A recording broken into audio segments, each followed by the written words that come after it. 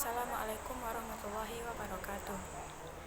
Saya Citra Azilan Andiasya dengan NIM 3220228 akan mempresentasikan makalah kelompok saya, yaitu lafaz dari segi sigat taklif.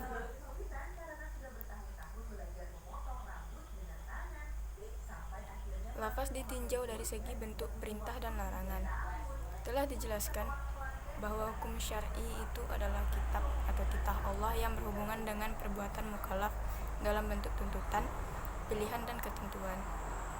Kitab dalam bentuk tuntutan ada dua bentuk, yaitu tuntutan untuk mengerjakan dan tuntutan untuk meninggalkan. Setiap tuntutan mengandung taklif atau beban hukum atas pihak yang dituntut. Dalam hal ini adalah manusia mukallaf. Tuntutan yang mengandung beban hukum untuk mengerjakan disebut perintah atau amr. Sedangkan tuntutan yang mengandung beban hukum untuk ditinggalkan yaitu disebut larangan atau nahi. Pembahasan mengenai lafaz ditinjau dari segi bentuk perintah dan larangan mengandung dua pembahasan, yaitu tentang amar dan nahi. Amr atau perintah. Pengertian amr. Menurut jumhur ulama usul, definisi amr adalah lafaz yang menunjukkan tuntutan dari atasan kepada bawahannya untuk mengerjakan suatu pekerjaan. Adapun menurut bahasa amri itu berarti perintah. Definisi tersebut tidak hanya ditunjukkan pada lafaz yang memakai sigat amri, tetapi ditunjukkan pula pada semua kalimat yang mengandung perintah. Karena kalimat perintah tersebut terkadang menggunakan kalimat majasi atau samar. Namun yang paling penting dalam amri adalah bahwa kalimat tersebut mengandung unsur tuntutan untuk mengerjakan sesuatu.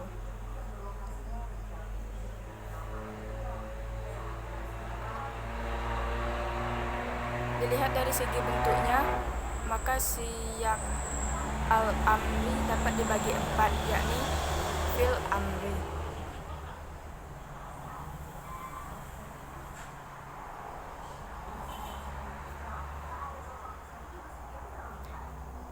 hakikat amri. Pada ulama usul fikih telah menyepakati bahwa bentuk amri ini digunakan untuk berbagai macam arti.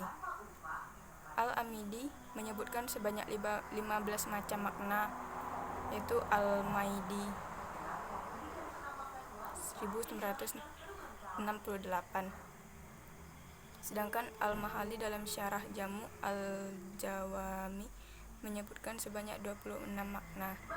Demikian pula mereka sepakat bahwa bentuk amri secara hakikat digunakan untuk talab atau tuntutan. Namun mereka berbeda pendapat mengenai talab ini. Apakah dengan sendirinya menunjukkan wajib ataukah diperlukan adanya qarinah? Bentuk-bentuk amri dan lafaznya. Jika bentuk amri disertai oleh qarinah atau dalil yang menunjukkan bahwa amri itu untuk arti selain wajib, maka makna amri itu disesuaikan dengan konteksnya. Misalnya, amri mengandung hukum kebolehan atau ibahah seperti seruan makan dan minum.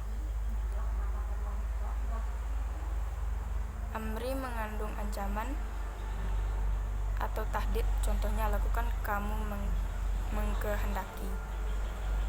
Amri mengandung sunnah, contohnya seruan menulis atau membuat perjanjian dengan orang lain jika dipandang baik. Amri mengandung petunjuk, contohnya seruan menulis dan mendatangkan dua saksi dalam hutang piutang. Amri mengandung arti memuliakan atau ikram, misalnya seruan masuk surga dengan selamat dan aman. Nahyi atau larangan. Pengertian nahyi. Secara bahasa, nahyi bisa berarti larangan dan mencegah. Adapun dalam istilah usul, nahyi berarti an-nahyu huwa talabul kafa'an a'nil fi'lin. Artinya, tuntutan untuk meninggalkan perbuatan.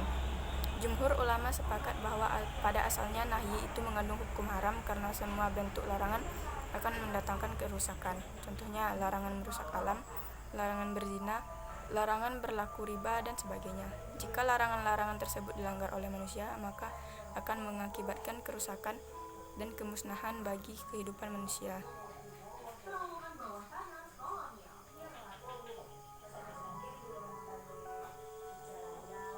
Hukum yang terkandung dalam suatu larangan. Di dalam pembahasan al-nahyu, para ulama usul telah mendapati nas-nas al-nahyu itu mengandung ketentuan hukum. Imam Syafi'i dalam kitabnya menyatakan bahwa apa yang dilarang Allah dan Rasulnya adalah haram hukumnya, kecuali melalui dalil-dalil yang menunjukkan bahwa yang dilarang itu tidak haram. Dalam usul fikih, pendapat Imam Syafi'i tersebut dikenal dengan kaidah pada dasarnya larangan itu menunjukkan haram, dan karena yang dilarang itu hukumnya haram, maka sifat larangan itu harus berulang-ulang dan tuntutan untuk meninggalkannya harus segera dilaksanakan. Dalam konteks ini, apabila lafal al-nahyu tersebut dituturkan secara mutlak, artinya bahwa dalam nas itu tidak terdapat qarinah yang mengalihkan makna al-nahyu kepada makna. Sekian. Assalamualaikum warahmatullahi wabarakatuh.